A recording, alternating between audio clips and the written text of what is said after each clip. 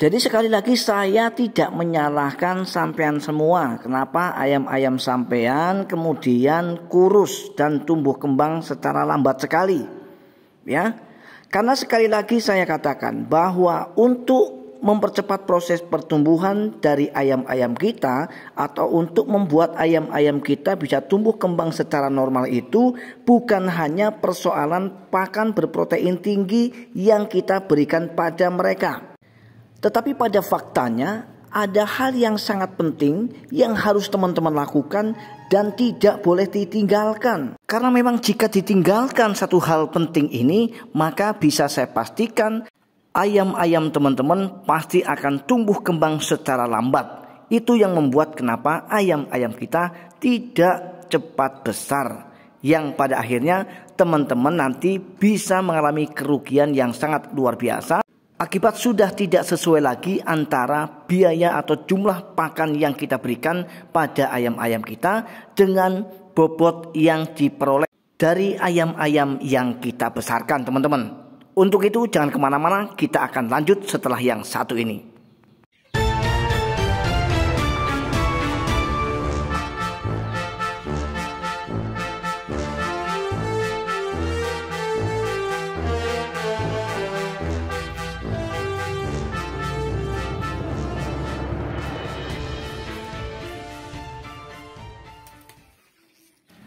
Assalamualaikum warahmatullahi wabarakatuh. Apa kabar teman-teman dan sobat semua hari ini? Saya doakan mudah-mudahan teman-teman senantiasa dalam keadaan sehat walafiat, murah rezekinya, serta dimudahkan dalam segala urusannya. Amin ya robbal alamin. Untuk menyingkat waktu, kita akan segera lanjut ke pembahasan kali ini. Demi mendapatkan hasil bobot yang maksimal, kita sebagai peternak khususnya adalah untuk sistem pembesaran, maka akan melakukan berbagai macam cara untuk membuat ayam-ayam kita bisa cepat besar. Dengan cepat besarnya ayam tentu saja akan membuat bobot-bobot dari ayam-ayam yang kita besarkan lebih maksimal. Dan kalau bobotnya sudah maksimal, maka sudah barang tentu kita akan bisa mendapatkan keuntungan, teman-teman. Saya rasa tidak hanya saya yang melakukannya itu, tetapi saya yakin banyaknya peternak yang ada di Nusantara ini tentu saja akan melakukan beberapa terobosan-terobosan baru agar ayamnya cepat besar tetapi dengan biaya yang lebih hemat. Tidak jarang peternak-peternak pemula juga melakukan racikan-racikan pakan untuk membuat ayamnya cepat besar.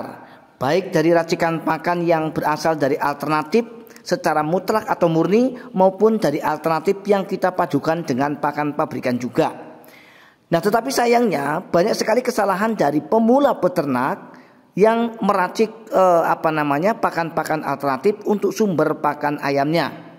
Mereka kurang selektif di dalam memilih jenis pakan alternatif yang mereka berikan pada ayam-ayamnya, sehingga banyak sekali resiko yang harus mereka tanggung, yaitu bukan ayamnya semakin cepat besar, tetapi justru malah ayamnya semakin lambat untuk besar. Ini tentu saja sangat membahayakan, teman-teman. Oleh karena itu, pada kesempatan yang baik ini kita akan sharing kembali tentu saja membahas tentang racikan pakan seperti apa sih dari alternatif yang bagus, yang nutrisinya lengkap dan tentu saja aman digunakan untuk pakan ternak ayam kita. Sehingga ayam-ayam kita bisa tumbuh kembang secara baik, normal dan bisa mendapatkan bobot yang maksimal. Tentu saja kita akan segera mulai menurut versi saya. Saya sarankan dan saya ingatkan sekali lagi khususnya adalah untuk pemula. Apapun jenis pakan alternatif yang teman-teman akan racik, akan berikan pada ayam-ayam teman-teman, silahkan teman-teman tetap saja harus melibatkan pakan dari pabrikan yang berupa pelet atau pur, meskipun hanya beberapa persen saja. Misalnya teman-teman akan memberikan jenis pakan dedak misalnya, kemudian dengan jagung misalnya, karena jagung dan dedak mungkin bisa teman-teman dapatkan secara gratis, karena dari segi jagung mungkin teman-teman menanamnya sendiri dan dari dedak juga teman-teman mungkin menanam padi sendiri. Setelah digiling maka akan menghasilkan padi dan kemudian teman-teman berikan pada ayam-ayam teman-teman di rumah.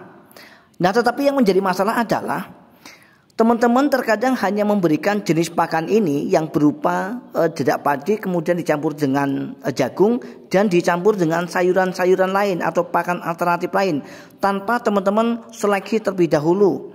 Apakah nutrisi yang terkandung pada pakan alternatif yang teman-teman berikan itu adalah pakan alternatif yang memang nutrisinya cukup untuk ayam-ayam kita? Karena teman-teman hanya mengandalkan yang penting ayam mau makan, ya. Kalau ayam mau makan, tentu saja mereka pasti akan hidup. Saya pastikan dengan teman-teman masih memiliki prinsip seperti itu, yang penting ayam mau makan, maka saya pastikan teman-teman pasti akan sulit sekali untuk mendapatkan keuntungan dari ternak ayam teman-teman yang teman-teman kelola di rumah.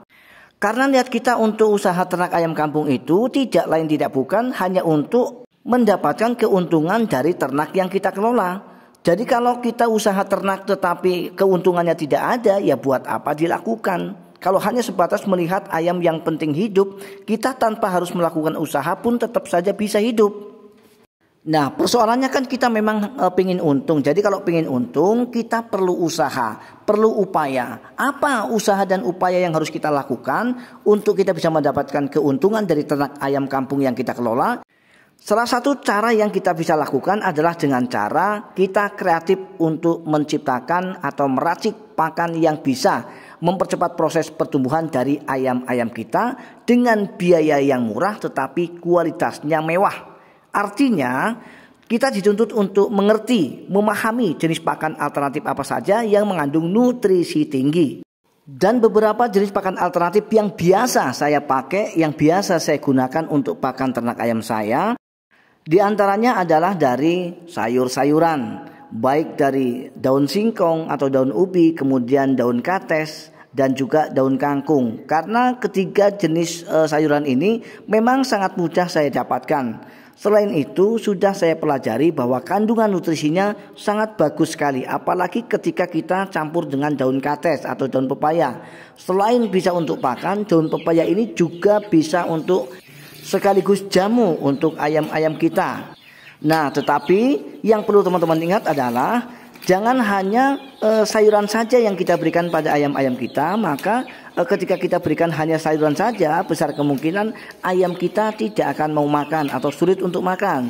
Tetapi kita harus campur dengan dedak, ya. Kalau misalnya tidak ada dedak, kemudian kita campur bisa dengan yang namanya ampas ubi ataupun ampas tahu.